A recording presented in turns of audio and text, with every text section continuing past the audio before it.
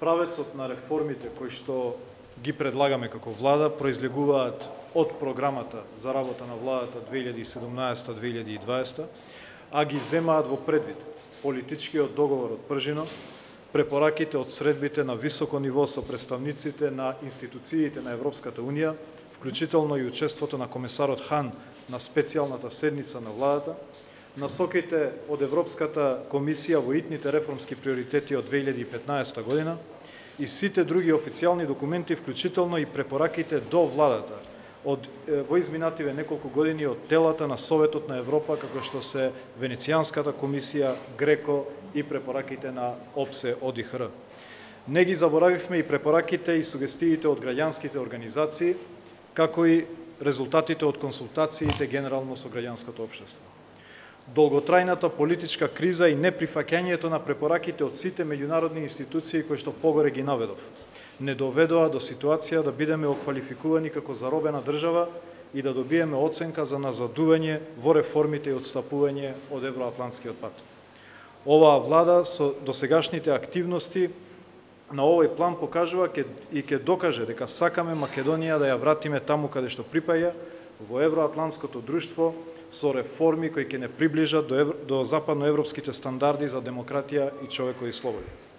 Почитувани, денес пред вас го презентираме првиот дел од планот 369, во кој се содржат цели, принципи, како и конкретни чекори за спроведување на превземените обврски на краток рок и кои треба да се спроведат во наредните 3 месеци или до одржување на локалните избори.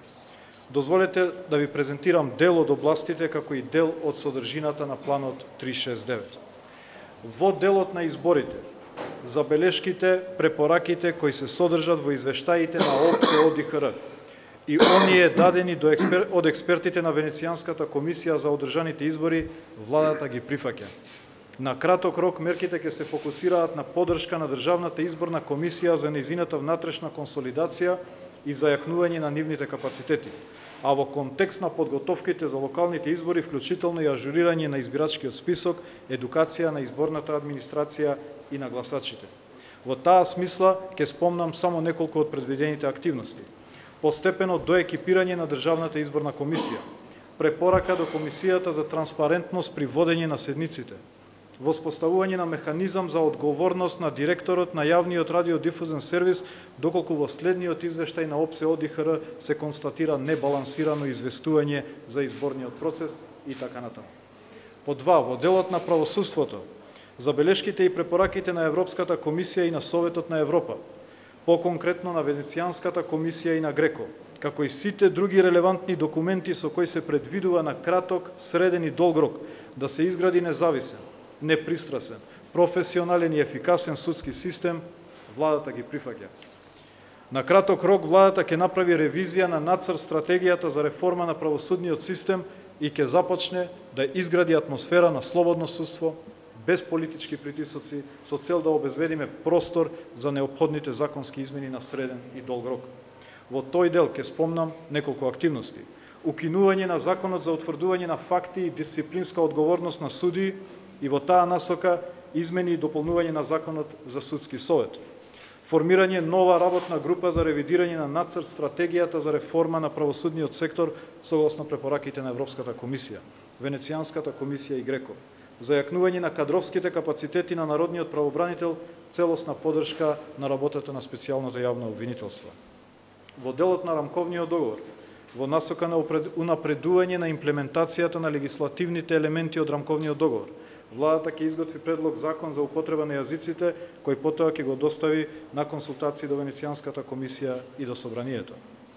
Во делот на медиумите, препораките содржани во извештаите на Европската комисија, експертите на Советот на Европа и слично за отварање на информациите кои се дел од јавен интерес, на слободен увид на јавноста, за изградба на партнерски однос со медиумските асоциации и граѓанскиот сектор, за регулирање на комерцијалното рекламирање на владата, како и за професионализација на јавниот радиодифузен сервис, владата ги прифаќа. Делот од активностите кои се предвидуваат се одлука за стопирање со владини реклами на комерцијалните радиодифузери, објавување на сите трошоци за рекламирање на владата и објаснување на критериумите за избор на медиумите во форматот доставен од Европската комисија, одржување јавна консултација со медиумите, медиумски здруженија и граѓански организации, одржување неделен брифинг на владата со медиумите. Во делот на работата на собранието ги зедовме предвид препораките кои се нотирани во извештаите на Европската комисија и резолуциите на Европскиот парламент за враќање на демократскиот амбиент во највисокиот законодавен дом, враќање на политичкиот диалог, како и соработка меѓу сите партии, вклучително и опозицијата. Тесно ќе соработуваме со претседателот на собранието и со собранието во целина, за да ја постигнеме оваа цел во интерес на граѓаните на Македонија. Дополнително, владата ќе даде свој придонес за целосна имплементација на препораките нотирани во извештајот од анкетната комисија за утврдување на состојбите по немилите настани на 24 декември 2012, особено актуелни по настаните од 27 април 2017 година. Владата ги поттикнува коалиционите партнери и мнозинството во собранието во отворена и искрена соработка со опозицијата, да се погрижат надзорната функција на собранието и собраниските тела над работата на владата и нејзините безбедносни и разузнавачки служби да биде редовна и рутинска работа, со највисок можен степен на транспарентност и инклузивност на представниците од граѓанското општество. Владата е подготвена покрај редовните пратенички прашања да се одржат и тематски пратенички прашања еднаш неделно во трајање од 1 час, да обезбеди присуство на експертско ниво за елаборирање на предлог законите пред работните тела на собранието. Владата се залага за враќање на суштинската надзорна улога на Комисијата за надзор на работата над Управата за безбедност и контраразузнавање и Агенцијата за разузнавање и на Комисијата за надзор над спроведување на посебната истражна мерка за следење на комуникациите и други мерки.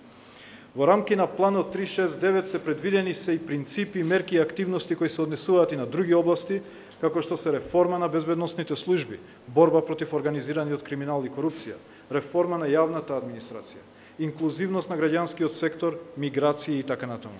И за сите овие области идентификувани се сегашни недостатоци и забелешки и дефинирани се конкретни чекори за надминување на овие предизвици. Покрај приоритетите предвидени во овој план, секако нема да го забравиме и другите превземени обврски и паралелно ќе работиме на нивна имплементација во интерес на граѓаните.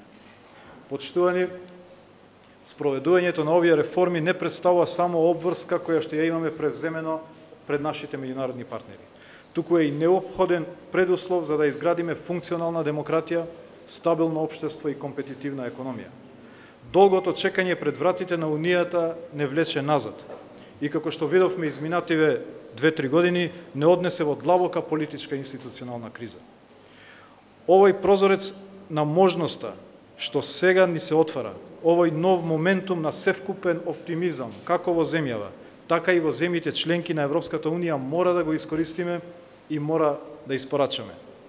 Во таа смисла, упатувам искрен апел и до останатите чинители во овој процес за нивен конкретен придонес. Најпрво до останатите државни институции, како што се јавниот обвинител, судскиот совет, советот на јавни обвинители, Државната изборна комисија, Државната комисија за спречување на корупција, Народниот правобранител, како и сите други институции кои се независни во своето работење. Ги повикувам и тие да се издигнат на нивото на задачата и да превземаат одговорност за исполнување и спроведување на предвидените реформи, бидејќи нивната работа е предмет на постојано следење и оценување од страна на јавноста. И на крај, сакам посебен апел да упатам и до опозицијата. Ова не е процес само на една влада или само на една политичка гарнитура. Ова е долготраен процес во кој секоја власт има вградено своја автентична вредност. Ги повикувам и представниците на опозицијата, но и на власта, да покажат политичка зрелост која изминатиот период покажавме дека ни недостасува. Граѓаните се уморни од нас и со право бараат брзи резултати. Тие очекуваат од нас да се однесуваме сериозно и во таа смисла веќе немаме право на грешка.